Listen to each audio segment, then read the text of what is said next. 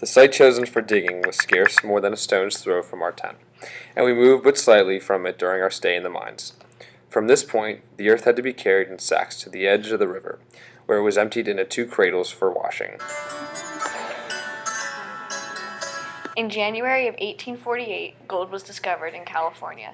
People flocked to this area by the tens of thousands from all parts of the world. Those involved with the gold rush were nicknamed the 49ers.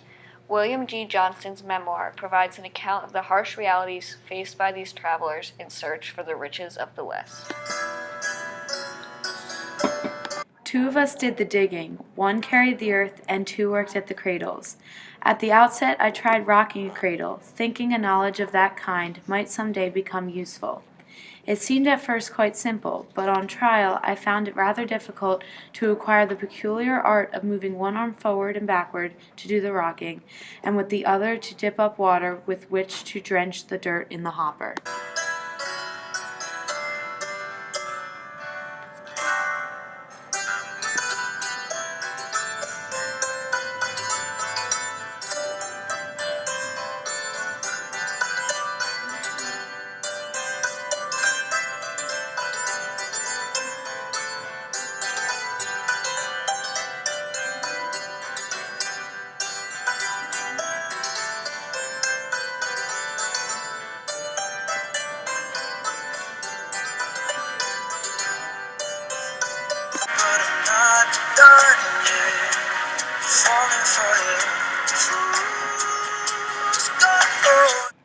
Fool's gold presented many challenges for gold panners. They would complete the rigorous process of panning for gold only to find pyrite.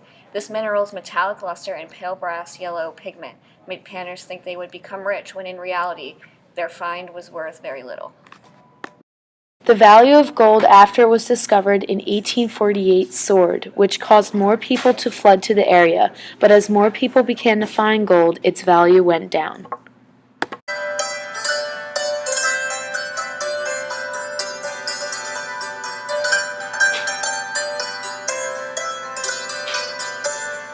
I was so much exposed to water, my feet constantly in puddles, and my clothes dripping with wet, that I was glad to exchange cradle work for what was usually accounted severer labor, digging with a pick.